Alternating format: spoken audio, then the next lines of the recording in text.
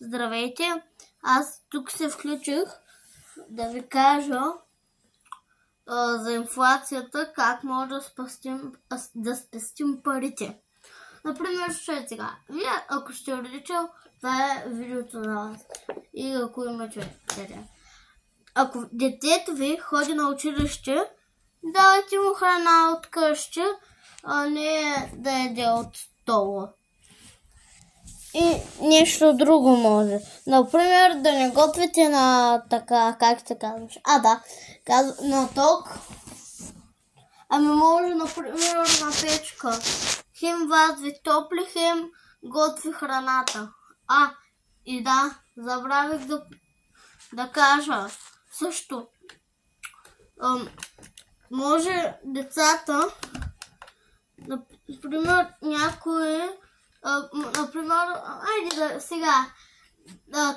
вашето дете иска да измие колата на някой, иска да събира пари. Сега ще ви обясня родители и деца какво е инфлация. Слушай сега. Инфлацията е нещо. Инфлацията е нещо, което... Слушай сега, това е период от време, който в този период от време почва да поскъпва всичко. Този период от време.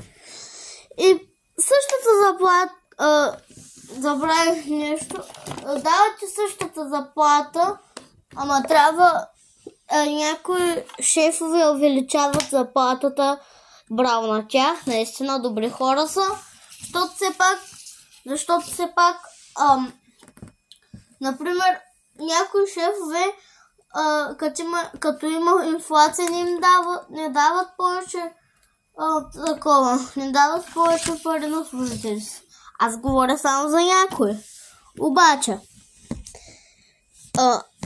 има и някои, дето се оплакват.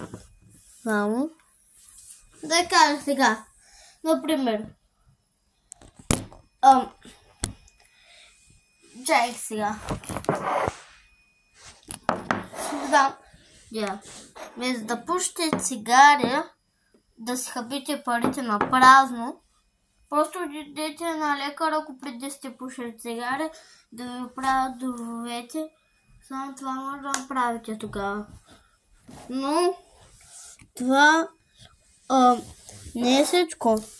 Може да помогнете така на всички. Например, сега ще ви кажа още едно нещо, което може да направите, когато има инфлация. Например, аз ви казах сега всичко, обаче едно нещо пропусна да ви кажа. Трябва да пестим ток. Много е важно това. Най-важното нещо от инфлацията трябва да правим. Това е най-важната част. Най-важната. Айде ми кажете, тази химикалка, колко пари сме дали за нея? Видеото не е спонсорирано. Обяснявам за такова за инфлацията. Ето, вижте. Една обикновена химикалка. Например, е такава. Айде ми кажете колко струват. Кажете ми. Ви знаете ли, че в миналото малки деца, слушайте, още едно нещо ще обясня. Вашите родители, като малки, знаете ли, че те не са ходили като с нас с кола на училище. Те знаете ли как са ходили? Пеша по студеното време. Ужас е било. Те нямат таблети, телефони, компютри, както сега. Те дори са нямали телевизори. Разбирате ли? Трябва да ценим парите. Не си даваме парите за някакви глупави цигари или нещо такова. Разбрахте ли? Трябва да пестим пари. Ако не пестим пари, знаете ли какво става? Знаете ли? В един момент ще останете без пари през тази инфлация. Например, ако инфлацията е до 2026, а следващата година е 2025. Тогава какво правите? 2 години седите без пари. Заради това